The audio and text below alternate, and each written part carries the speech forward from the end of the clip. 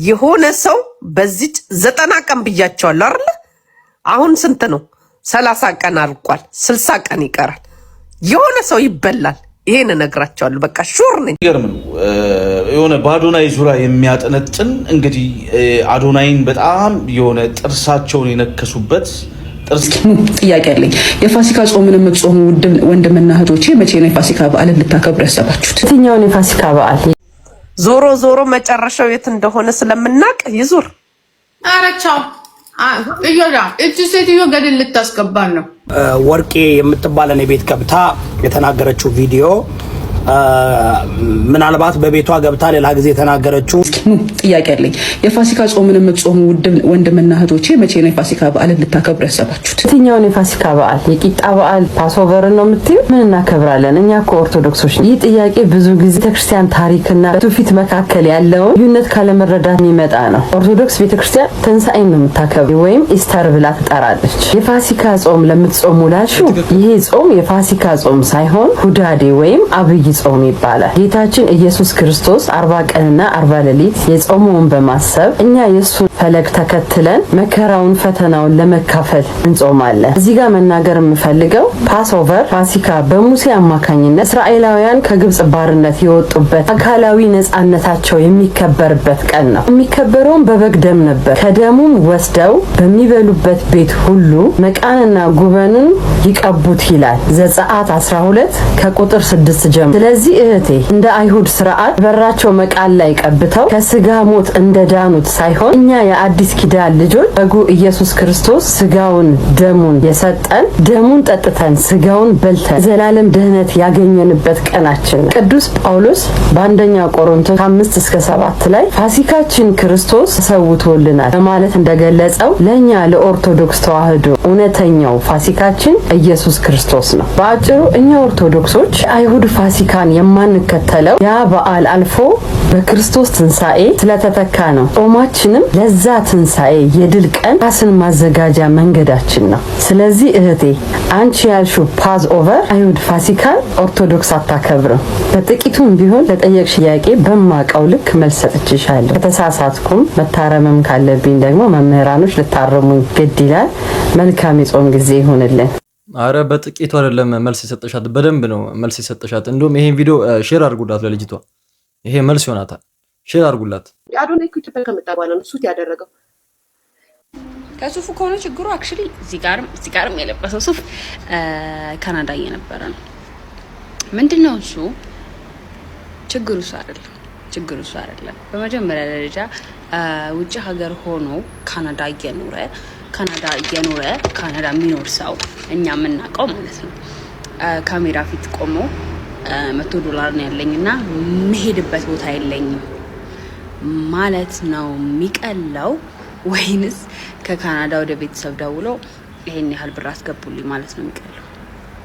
ይሄንን የትኛው ነው ቀላል? እናታችሁ በኤቭሪ እንትናችሁ እኮ ታውቃለች። ኢትስ ኦኬ በቃ ብትወድቁም ብትነሱም እናታችሁ ፊት ኢትስ ኦኬ። ስንት አይን ነው ፌስ ያደረገው? በጣም እኮ ይሄንን እኮ ለማድረግ በጣም እኮ ድፍረት የሚጠይቅ ነገር እኮ ነው። ሲምፕሉን ነገር ትቶ ግን ከባዱን ነገር ያደረገው ለምን ይመስላችኋል? ማይንድ ሴቱ ከእናንተ ጋር ስለማይመሳሰል። እናንተ ብትሆኑማ ኖሮ ሲምፕሊ ደውላችሁ ሀብታም ቤተሰብ ቢኖራችሁ ኖሮ ማለት ነው ቢኖራችሁ ኖሮ ንገሪያት፣ ልክ ልኳን ብር አስገቢልኝ ትሉ ነበር። ይሄ ነው ልዩነታችሁ። እኔ ማለት በቃ ተውት። ይሄን ቸግሮት ወድቆ እዛ ቢቀር ኖሮ እኮ ምናምን ስትሉ እናያችሁ ነበር። እግዚአብሔር በቃ ህዝቡ ከነንክ በቃ ተቀበሉት። ዋው ሊያማ ሰሞኑን በቃ ተያይዘዋለች። አዶናይን አለቀውም ብላለች። ስለሱ ካላወራች ደስ አላትም። በቃ ሰሞኑን አጀንዳዋ አዶናይ ብቻ ነው። አዶናይ እንደዚህ ሰው አልገባለትም ሱፍ ምናምን እያለች ሰውን በቃ አሁንማ ተረድቷታል፣ ገብቶታል። ሰው በቃ እንደዚህ ካላወራች ገቢ አታገኝም፣ ገቢ ስለማታገኝ እንደዚህ ካላወራች በቃ ግዴታ ማውራት አለባት ብሎ በቃ ሰውም ተረድቷታል። እንደጠበቅነው ነው አይደለም? የት ሄዳችሁ ዲያስፖራዎች? የት ሄዳችሁ? በጣም ጥሩ ሜሴጅ ገብቷችኋል። ብዙዎቻችሁ አክሴፕት አድርጋችኋል። አይስ ኦኬ $100 ላዱዬ ይጠቅማል ብላችሁ ትኬት ቆርጣችሁ ያልሄዳችሁ ብዙ ዲያስፖራዎች አላችሁ። ነገር ግን ፕሮግራሙን እንዳየነው ከሆነ ብዙ ሰው የለም። አይስዌር ጋድን እጅ ሳሰኑ ብዙ ዲያስፖራ አልሄደም። ጥሩ ነው ግን አዱ ወደፊት ወጣቶችን ላነቃቃ ብትል እኔ ራሱ ኬኳን ልካታለሁ እንድትነቃቃ አንተ ቦታ ላይ ኢቨንቱ ተሳክቷል ተሳካውም ለሚል ሰዎች ተሳክቷል። በአጭር ጊዜ ፕሮሞሽን ሳይኖረው የሁላ ሰው የተገኘበት ኢቨንት ነው። ከዛም አልፎ ብዙ ሰው ደግሞ ቲኬት ገዝቶ ኦንላይን ደግፎታል አዶናይ። ስለዚህ የአዶናይን ኢምፓክት ምንም እኛ የምንጠራጠር አይደለንም። ታዩታላችሁ ቁጥሩን ኦንላይን ሚዲያው ሶሻል ሚዲያ ላይ ውጭ ሲወጣ አዲስ አበባ ሲዞር ምን ሲል ያለው ሰው እንዴት እንደሚወደው እንደሚያከብረው ልጁን እና እንዴት እንደሚደግፈው ማንኛችንም ያየነው ነገር ነው። ስለዚህ ምንም የተቀየረ ነገር የለም። ገባችሁ ምላችሁ ገና ደግሞ የሚቀጥለው ስቴት ይሄዳል፣ ይበልጥ ፕሮሞሽን ይኖራል። ስፔሻሊ ኦፍ ኮርስ ገና ስኪሉም ራሱ አላዳበረም። ገባችሁ ይሄን ነገር እሱ ስለዚህ if he invests in himself ራሱን ካሻሻለ ስለ ፐብሊክ ስፒኪንግ ይበልጥ ራሱን እንትን ካለ ካሰለጠነ ሄዶ ራሱን በቃ ትምህርት አድርጎት እንደዚህ ትልቅ ሙያ ነው። ገባችሁ ፐብሊክ ስፒኪንግ ሞቲቬሽናል ስፒከር መሆን። ስለዚህ ራሱ ችሎታ ይጠይቃል፣ ትሬኒንግ ይጠይቃል። አዶናይ ደግሞ ከጊዜ በኋላ አምሹር የተሻሻለ ይመጣል። የዛሬ 2 3 ዓመት 4 ዓመት 5 ዓመት የሚሆንበትን ቦታ እናስብ። አሁን እቺ መጀመሪያ ናት። ከዛ አልፎ ደግሞ ሌሎች ወጣቶች ይሄን ለምታዩ ማንም ይናገራችሁ ማንም ምንም ይበል እኛ አጠገባችሁ ነን ለማለት ነው የምንፈልገው። አዶናይን ስንደግፍ እናንተን እየደገፍን ነው ማለትም ሌሎች ያላችሁ ህልም ያላችሁ የራሳችሁን እቅድ ይዛችሁ የምትራመዱ መቼም ተስፋ ማትቆርጡ እኛም እያየናችሁ ነው። አዶናይን ስንደግፍ ሌሎችንም እየደገፍን እንደዚህ እያደረግን እንቀጥል ለማለት ፈልጋለሁ። አዶናይ እሱ ለእኛ ኤግዛምፕል ሆነ እንጂ ወጣቱን እንዴት ማበረታታት እንዳለብን ነው እሱ ያስተማረን። ገባችሁ ለሁላችንም ለትልቁም ለእኛም ብድሜ ያለው ለታናሹም ሁላችንም እንደጋገፍ ነው ነገር ይኸው። ከዛ አልፎ ደግሞ እንደገና ሸዋሸዋ ሰርቷል ምናምን ለምትዩ ነገር አዶናይ ካናዳን ትቶ ኢትዮጵያ ገባ፣ ከሰው ብር ተቀበለ፣ ቤተሰብ አለው። ግን ካናዳ ሰች ቆያለሁ ብሎ ሀገሩ ገባ። ከዛ እንደገና ተነስቶ ደግሞ ጥሩ ቤተሰብ ስላለው ምንም ሳይደርስበት እንደገና አሜሪካ ገብቶ ሲሆን ሊያነቃቃ መጣ። እንዴት እንደዚህ ይሆናል ብለሻል። ይገባኛል አስተያየትሽ ሊያይ ገባሽ። ግን ብዙ ልጆች አሉ ዳያስፖራም ሆነው እነ ሊያ ለምን እንደዚህ እንደተደሰቱ እኔ አይገባኝም። ወይም ያገኙት ጥቅም አለ። አሁን እዛ ጋር አዶናይ ፕሮግራም አዘጋጅቶ ብሶ ስላልገባ ያገኙት ጥቅም አለ። ትንሽ ጥቅም ያገኙ እንኳን ቢሆን እኮ እንደዚህ ቢደሰቱ ኖርማል ነው። ምንም ጥቅም ለሌለው አዶናይ ጋር እዛ ጋር ሰው ስላልገባ በጣም በቃ ደስ አላቸው። ብቻ ምቀኝነት በጣም መጥፎ ነው። የሆነ ሰው በዚህ 90 ቀን ብያቸዋለሁ አይደል? አሁን ስንት ነው? 30 ቀን አልቋል። 60 ቀን ይቀራል። የሆነ ሰው ይበላል። ይሄን እነግራቸዋለሁ። በቃ ሹር ነኝ፣ እርግጠኛ በቃ ይሄን እነግራቸዋለሁ። ወይ ይበላል ወይ ወጥቶ ይቀራል። አለቀ። ወይ ይጠጣል፣ የለም ይጠፋል። አለቀ። ከሁለት አንዱ ይሆናል። ሁሌ ሟርት ነው የምታወራው። ምን ያስተማረች ስለ ማህበረሰባችን? በቃ መሆን ያለበት ነገር መሆን አለበት። እኔ አምንበታለሁ። ከዛ ይረሳል። እንዳጫሉ ሁንዴሳ ይረሳል። አይ ዶንት ኬር አባውት ለምን ብትል ማለት ነው ለዓላማክ እንቅፋት መጽሐፉ ይላል። ገብቷል? አብሮክ መድረክ ላይ ያስወጣክ ሰው ማለት ነው እንቅፋት የሚሆን ከሆነ አስወግዱ ይላል። እያስወገዱ ነው። ስለዚህ አሁን እንቅፋት ይሆኑ አሉ። ምክንያቱም ወደ ግራ ነው ወደ ቀኝ ነው ይሄዳል። ለምሳሌ ይወዳም ለዓላማዬ የሚያሰጋኝ ሰው ካለ አስወግጄ ከማለፍ ወደ ኋላ አልልም። ያን ዓላማዬ ሹር ከሆንኩኝ ማለት ነው። እሱም ኢትዮጵያ ውስጥ ከሆንኩኝ እኔ አሁን ለምሳሌ ባለስልጣን ነኝ ልበል። ከዛ በኋላ እንቅፋት የምትሆንብኝ ከሆነ እውነቴን ነው የምነግርህ፣ ዓላማዬን ለማሳካት እዛ ጋር ለመድረስ አረጋለሁ። እያደረጉ እኮ ነው። ህዝቡ ግን ለምን ነው ከታች አለ?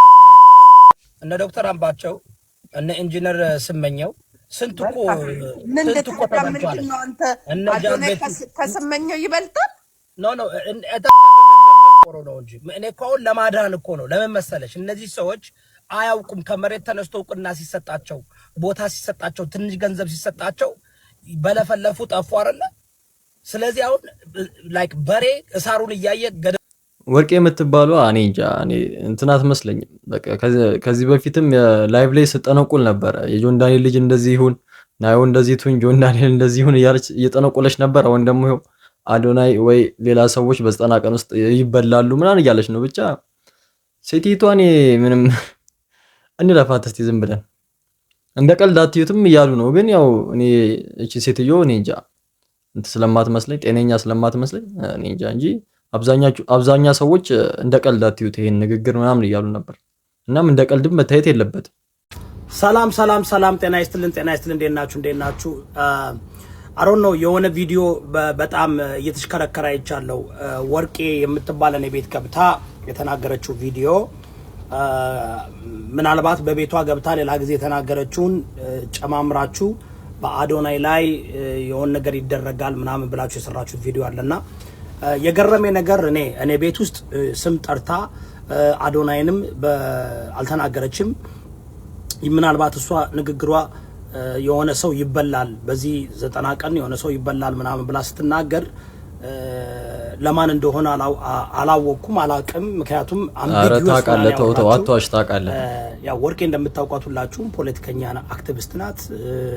የተለያየ ብዙ ኮንትሮቨርሲው ነገሮችን ትናገራለች። እኔ ደግሞ እንደ ሶሻል ሚዲያ አክቲቪስት እና እንደ ያው እንግዲህ አይ ዶንት ኖ እንደ ኦርኬስትራ ሰዎችን ቤቴ አምጥቼ ስጋብዛቸውና ከኔ ቤት ገብተው ሲያወሩ ለሚናገሩትና ለራሳችሁ ቀስም መስጠት ጀመራችሁ። ማን ነው እሷን ፖለቲከኛ ያረጋት? አንተንስ ማን ነው የሶሻል ሚዲያ አክቲቪስት ያረጋ? አረ ረፉ ተውረፉ። እነዛ ከሆነ እኔም በቃ ጠቅላይ ሚኒስተር ነኝ ሙድ ይዛሉ እንዴ? እስቲ ቀጥል። ለማንኛውም የሚያስተላልፉት መልእክት ሪስፖንሲቢሊቲን ያልወስድም ከኔ አፍና ከኔ አንደበት ለሚወጣው ቃላቶች ብቻ ነው ሪስፖንሲቢሊቲ የምወስደው። እኔ ሶሻል ሚዲያ ላይ አክቲቪስት ነኝ፣ ብዙ ማህበረሰብ አንቂ ነኝ። የተለያዩ ሰዎች ገብተው የተለያየ አመለካከትና ሀሳባቸውን ያስቀምጣሉ።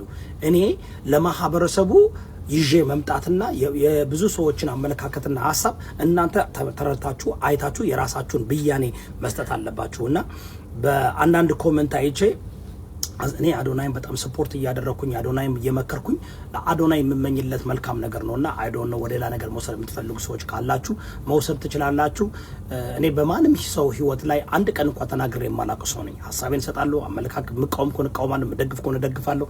ሁሌ ነገሮችን ሳቀርብ በእውቀትና በእውነት ለማህበረሰባችን እንዲማር ኢቭን የምቃወማቸው የምደግፋቸው ሰዎች እንዲለወጡ እንዲቀየሩ እንጂ ምንም አንድ ነገር በሰዎች ህይወት ማስፈራቻ አላቅም፣ ዛቻ ማድረግ አላቅም፣ የጥላቻ ንግግር ማድረግ አላቅም። ቢኮዝ አላምንም በዛ። እኔ ማምነው ማህበረሰቤን በጣም የሚጠቅም አመለካከት ይዞ መጥቶ አሸናፊ የሆነ ሀሳቦችን በማስተላለፍ የምታወቅ ሰው ነኝ። ነገር ግን በሚስ አንደርስታንዲንግ ካለ የኔ ቤት ሁሌ ክፍት ነው። መጣችሁ ልጠይቁኝ ልታዋሩኝ ትችላላችሁ። እሺ እኔ በዮዳብ ነቅቻለሁ የሚል ሰው ካለ እኔ እቀጣለሁ። አነቃቂ ነኝ አለ ደግሞ የጥላቻ ንግግር ምናምን አላወራም ምናምን ይላል። ባለፈው በትግራይ በተከሰተው ራብ ላይ እንደሰማችሁት የትግራይ እናት ትራብ እኔ አያገባኝም ብሎ ስንት ሲሳደብ የነበረ ሰው ነውና አሁን እዚህ ጋር መጥቶ ጨዋ ይመስላልና በጣም ይገርማል። ብቻ አዶናይ እንዲወድቅ ያደረጉት ጥምረት በጣም ነው የተነጨው። ይመቻቸው። ዋናው ግን እኔ ግን እስከ እንደሚጓዝ ማየት ነው እናያለን። ማየቱ ይሻላል። አሁን የሚቀጥለው ስቴት ነው የሚቀጥለው ከዲሲ ወዴት ነው የሚሄደው? 50 ስቴት ዞራለሁ ብሏል። እኛ አገባንም ለምን 100 አይዞር? መብቱ ነው ይዙር። ዞሮ መጨረሻው የት እንደሆነ ስለምናቅ ይዙር። አረቻው እዮዳ እቺ ሴትዮ ገደል ልታስገባን ነው። አላስገባም እንዴ አይደለም። ገባችሁ እኮ አንዴ ገባችሁ ከሆነማ እኔ እንደምን ያስጠልቶኛል።